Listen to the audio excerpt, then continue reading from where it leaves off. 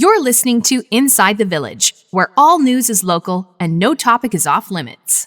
So help me, Bob, it's bully in the alley. Hey, bully in the alley. So help me, Bob. This is Inside the Village. I'm Scott Sexsmith with Michael Friscoletti, editor-in-chief here at Village Media. Derek Turner is in the room as well. We're a little late this week, a little late out of the gate, as they say. We're already thinking the same. I was just about to say that. Were you? So we're totally in sync. In sync. It's been a year, but great minds think alike. But you know what? When you're in the news business, breaking news can sometimes trump things. And hey, this is what we do. If we're on time every week, they're going to wonder if we're really covering any breaking news. Well, we'll just become too predictable. That's right. So we want to be predictably unpredictable. That's the last thing we want to be, is predictable. You know the second half of that saying? Yeah. Great minds think alike? Yeah. But fools seldom differ. You know, I have to tell you this. I meant to tell you this before we went on the air, but I was at the ball fields here in Sault Ste. Marie a couple nights ago for a game, and a stranger pulled me aside, older gentleman, said, "I really enjoy the show you do with that other guy on Sault Today." So that's I'm the other guy. You're the other guy. So I was like, "Oh, that's fantastic. I appreciate that." Family member? No, I did not recognize. Stranger. Yeah, and I meant to ask him, is there a particular episode you enjoyed or someone we interviewed? But yeah, you know what? It's funny because we sit down here and we do this, and we get a little bit of feedback here and there, but sometimes you just wonder if it's kind of just thrown off a cliff. But people are watching, so it's good. Now, if you ever go out in public with Derek, it's ball cap, glasses. The guy's got to be incognito. Yeah, but he's like that all the time anyway. No. I don't know if it has to do with the show. It's a fair point. All right, let's get cracking here. The first word to Frisco. Last week's guest, Tim Vine. Tell you, man, was that a timely episode about the hospital closures in Thessalon and subsequently now Blind River. What I really like about this show is there's oftentimes we'll interview a guest and that will become what we call evergreen content. It's just a relevant interview forever because they're talking about something timely or something important, an issue that's not going away. And that was definitely one of them. So we had Tim on after, I think, the first closure of the Thessalon emergency room, right? Yep. We had a great in-depth conversation, tackled the issue from all kinds of different angles, and really it's a window into what a lot of communities in Northern Ontario are dealing with, especially with doctor shortage. So we have that conversation. It's published. Everyone listens to it, and then they close the emergency room again. Right. Then they close it again. Yeah. So people looking for information on why this is happening had that resource to go back to and watch and listen. And then, of course, we're waiting now. They just announced yesterday that now they have to close the emergency room in Blind River, which is one of their 3 emergency rooms, for 24 hours on Monday, right? Yeah.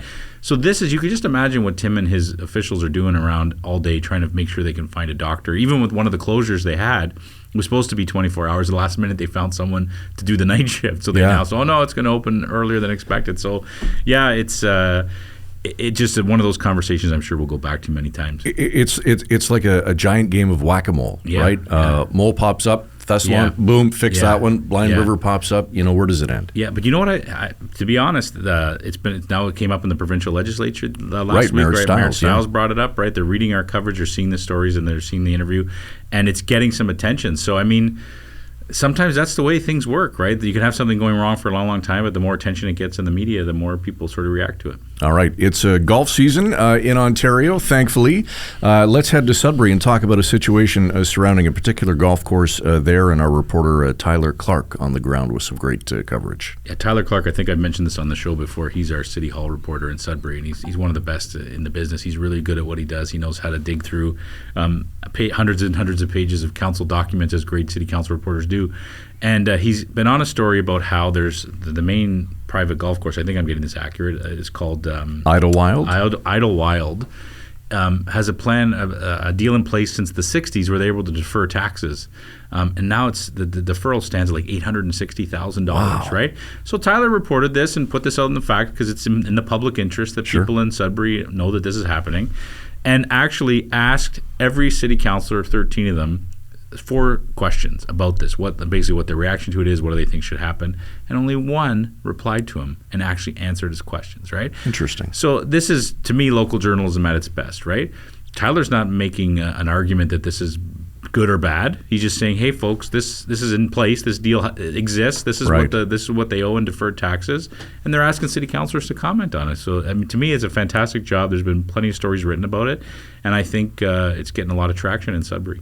And if you or I or Derek were to defer our taxes and not pay them, Well, this is the thing, right? And I guess one of the But there's a land thing, right? Yeah, I think one of the rationale for it at the time was to maintain green space, and I guess the city, if they don't ever pay this and it ceases to become a golf course, the city can get the land, right? Yeah. But it's still, that's fine. But that's been explained in the stories, and that's clearly there as a fact. But the reality is, you're right. I think a lot of taxpayers are kind of thinking, man, this is quite a good deal. Well, and I say that, with tongue firmly planted in cheek, but the perception and the optics would be, here's a private golf club that costs a fair amount of money to be a member to, and all of a sudden, there's a tax deferral deal in place, and people want to know why. They sure do, and then it's a fair question because everyone there is paying taxes too, right?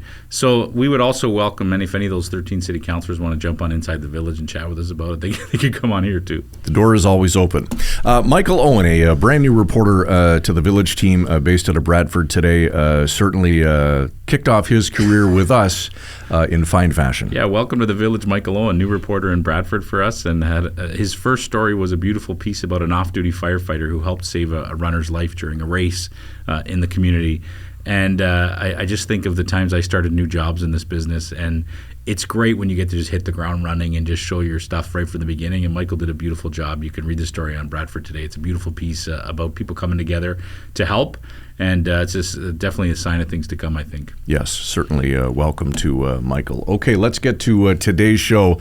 I love the headline that I saw on one of our sites, Poison in Every Puff. It seems that Health Canada is making some changes to warning labels, not only on cigarette packages, but on every single cigarette within the package. Yeah, and we're going to chat about that today. And we're going to just talk about warnings in general, right? Because there's a feeling all the time that every day there's a new warning, and you wonder if sometimes it just falls on deaf ears because there's so much to think about. But definitely an interesting conversation we're going to have. We are, and we're going to do that next with Rob Cunningham, a lawyer and policy analyst with the Canadian Cancer Society. Rob joins us next when Inside the Village returns.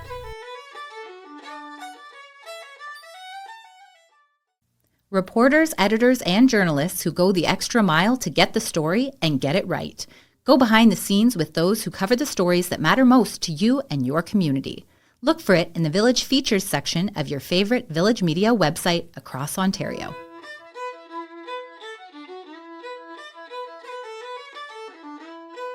Welcome back to Inside the Village with Michael Friscoletti, Editor-in-Chief at Village Media. I'm Scott Sexsmith. Pleased to be joined on the program now by Rob Cunningham. Rob is a lawyer and senior policy analyst with the Canadian Cancer Society. Rob, good of you to join us. Welcome to Inside the Village. Thanks very much for having me.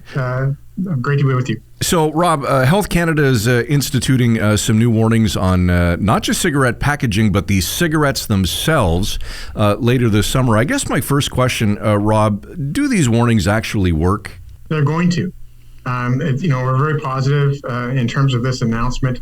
It's received worldwide media attention, and I think it really captures the imagination now. Specifically, there are several dozen research studies that have looked at this and have found that they provide evidence of effectiveness. And we also have several decades of warnings on the outside of the package and several hundred studies providing evidence of effectiveness there. Now, they're different, but I think you can transfer, and infer the one to the other. That's good to know. I mean, we've seen these ones on the packages for years. I'm not a smoker, and they horrify me the odd times I see it. I'm glad they don't show them in the stores anymore. You can't see them behind the counter anymore, which is nice. But they are horrifying. Do you know the stats on, like, are fewer people smoking now in Canada than they were 10 years ago, for example? For sure. We're down to 12% smoking. That's the most recent data from the Canadian Community Health Survey in 2021.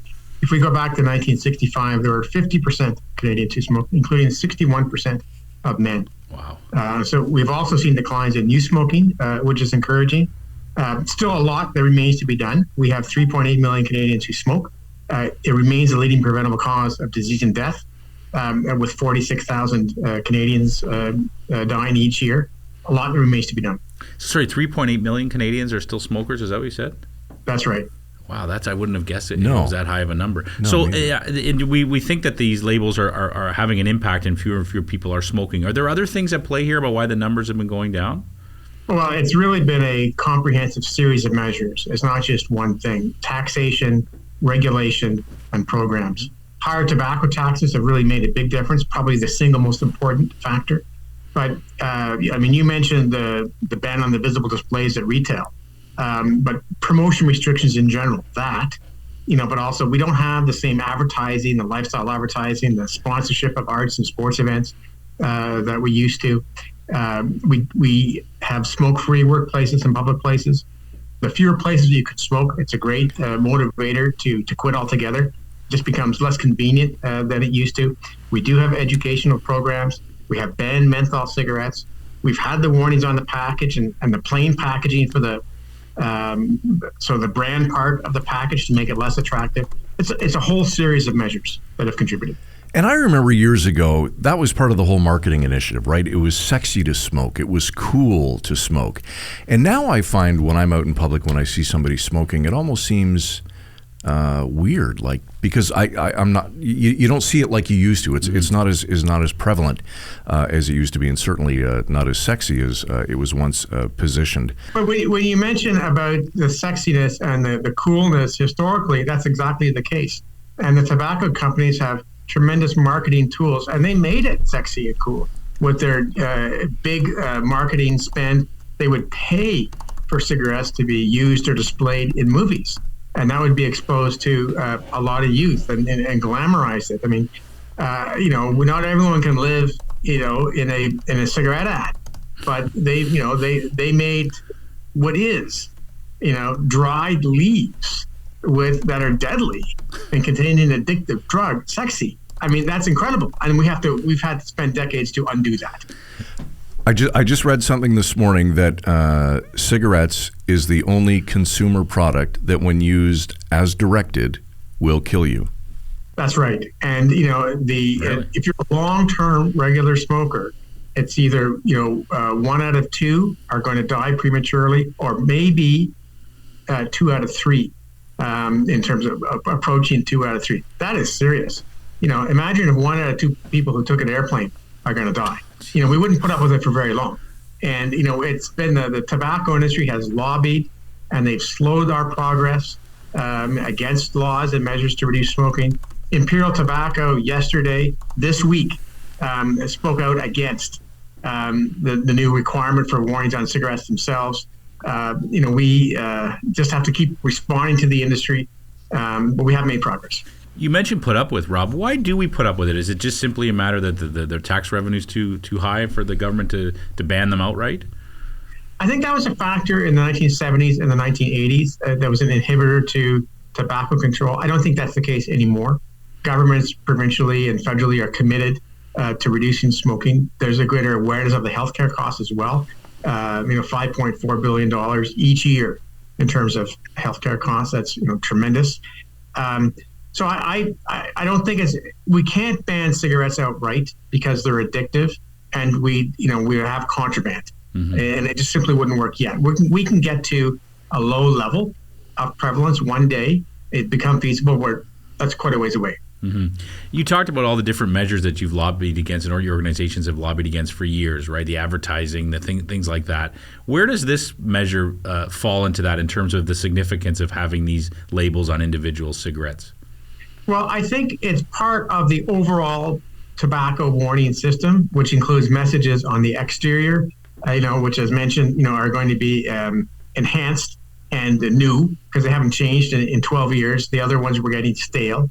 There's messages on the inside of the package, and now messages on the cigarette itself.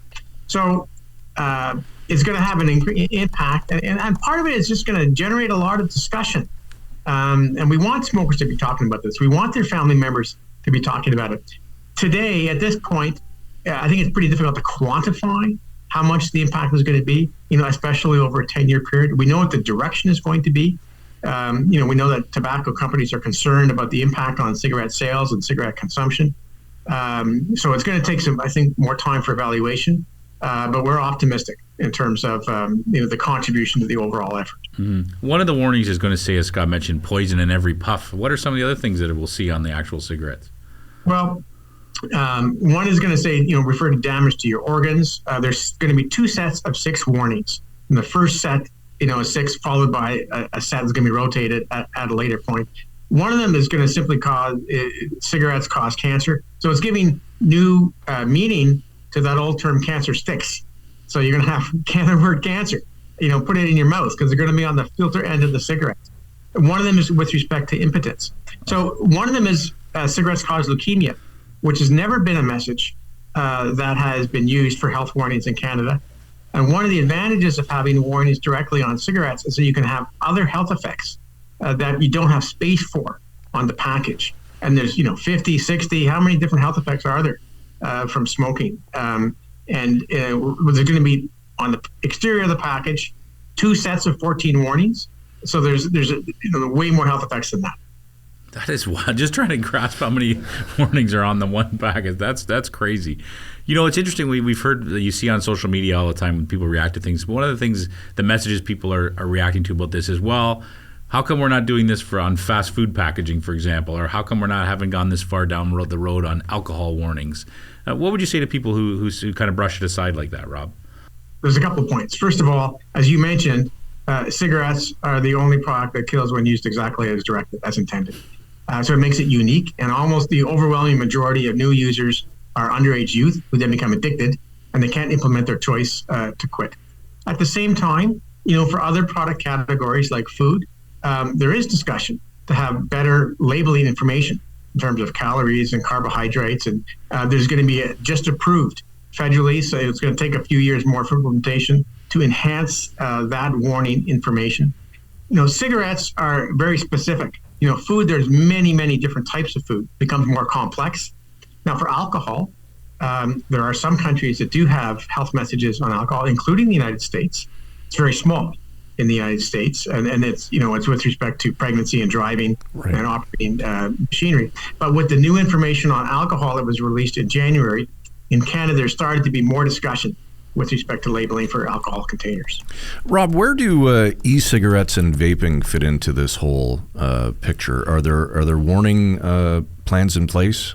The announcement that has just been made is for cigarettes and tobacco products only, in terms of the announcement that Health Canada's made. Previously, Health Canada did have a health warning requirement for packages of e-cigarette products with respect to containing nicotine that is addictive. I think there's an opportunity for additional messages. We don't have the full information in terms of the long-term research studies and the health effects with respect to vaping. Now, if you were to have a health warning of some kind, a health message, even including nicotine being addictive on the device itself, that helps to distinguish it and to inform a parent or a teacher what the product really is. It takes away a little bit of the sleek coolness that is attractive to some youth and the increase in youth vaping. So I think that is something that will have to be considered. Just along those lines, Rob, while I'm thinking of it, some of the smoking cessation tools, and I think of Nicorette, which still contains nicotine, but maybe not all of the carcinogens that an actual cigarette would. Same thing apply there eventually down the road in terms of warnings? Well, there's already a detailed health warning insert in packages of nicotine gum or nicotine patch and so on. Now, it's very small print. Yeah. It's not really on the outside of the package, but for those type of sort of prescription products, they're no longer prescription, but those type of smoking cessation products that have received the approval by Health Canada and the Food and Drugs Act in terms of the drugs, there's very often, when you get a medication, a detailed, health information that accompanies that. So tobacco products in some ways have had to play catch up. In Canada, we've done very well in more recent years in terms of enhancing our warnings, incrementally and step by step. But there's, I think, certainly with respect to vaping products, there's much less detail than there is for nicotine replacement products. I think of the many people who try to quit smoking, and there's that real sense of helplessness, right? You listen to them, they just think, I've been smoking for 20, 30 years. There's nothing I can do about it. And some of them may hear you on this interview and say, you know what, I really, really want to quit. I want to do something. What's actually the best way for them? Who should they contact? What should they do, Rob? Well, I think, there's different things that work for different people. There is a toll-free number on the package, and that'll continue to be there with the new warnings that people can call to get free advice and tips. There is a web address where they can get more. There is an opportunity to speak to your physician. There's if you go to smokershelpline.ca, you can get a calculator many people have just never added up how much they spend in a year. And that can be a real motivator beyond the health concerns and the health effects to know how much you spend per year. Listen, there's a whole series of different things that can work for different people. And, many people, ultimately will go without any outside assistance. But people should keep at it. And it's typically for most people who smoke, it's the single most important thing that they can do to improve their health. All right. Rob, before we let you go, is there anything else that we didn't bring up that maybe we should have or you'd like to cover? Well, I just wanted to mention that at the local level, there's a lot more that we can do here in Ontario. For example, there's more outdoor areas that can be covered in terms of smoking bylaws. Some municipalities have covered hookah, water pipe smoking, and some have not. So we want to ban all hookah, non-tobacco herbal water pipe smoking in public places. And, some municipality, and this is what happened in the United States, some municipality could go first to have minimum age 21 for tobacco and e-cigarettes, and then another municipality, and that would provide encouragement to do so at the provincial level. So I think locally, we have a lot of opportunities in the same way that historically smoking bylaws had an impact and influence the provincial level. So you're saying, Rob, that a city has the power to put forward a bylaw saying you can't buy cigarettes unless you're 21? Yes. So right now, the city of Ottawa has one that's 19. Now, that's the same age provincially, but the power exists. Municipalities in Ontario can adopt bylaws for the health and safety of the population within the municipality. And so, that could be done. And I think, the United States experience was many municipalities went before state level action. Wow, that is a fact that a little known fact. Yeah, a challenge to municipalities where all our listeners live. Yeah, absolutely. All right, Rob Cunningham with the Canadian Cancer Society. Appreciate you taking the time today. Thanks very much.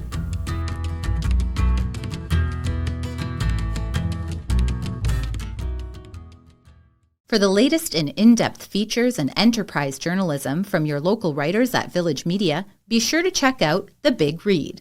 The Big Read. It's the full story behind the headlines. Look for The Big Read on your favorite Village Media website across Ontario.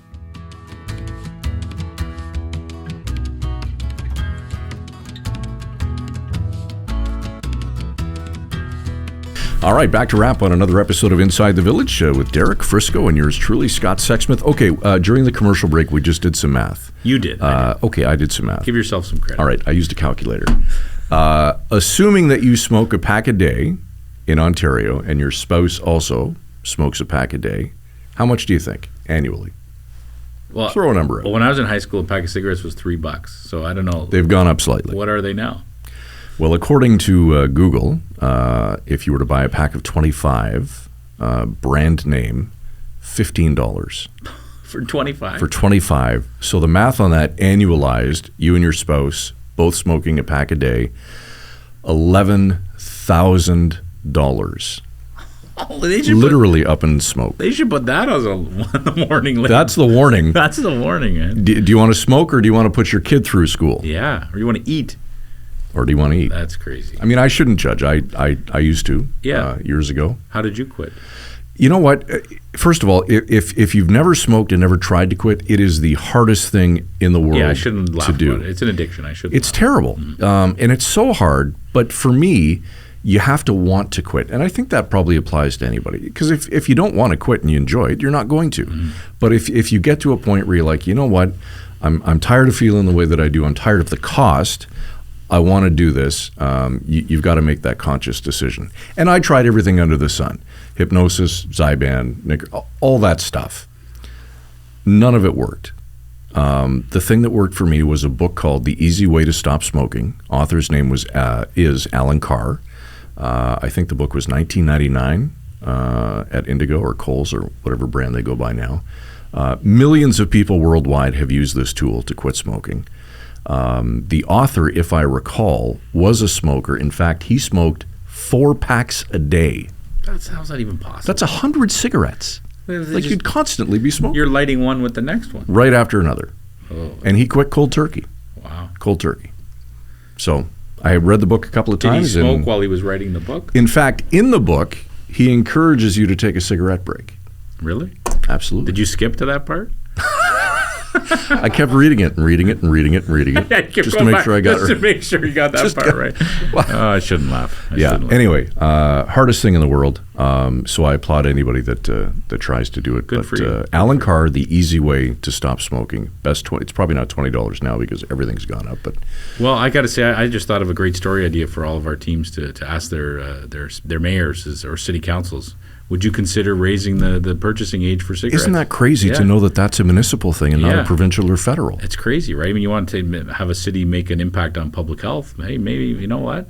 I always say that, cities, just the positive attention they would get from doing it, the immediate attention, the publicity of it would be worth it alone, right? Looking like you're trying to do something and maybe it would make a difference. You kind of lead the way and be the first one to do it.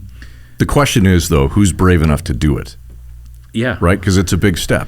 Yeah, well, maybe Tyler Clark should ask the councillors in Sudbury. They seem to get back to him pretty quickly. Well, he's got a rep there. He should do it. All right. We're smoke-free and shutting her down for this week. Inside the Village can be found all over the World Wide Web at insidethevillage.ca, wherever you get your favorite podcasts, and, of course, across the Village Media Network. And Derek will be so proud, continue to email us at itv@villagemedia.ca. For Derek Turner, executive producer of Inside the Village, Michael Friscolanti, editor-in-chief here at Village Media, I'm Scott Sexsmith. Have a great weekend. We'll talk to you next week. You've been listening to Inside the Village. Frisco and Scott's Wardrobe, provided in part by Moores, Sault Ste. Marie.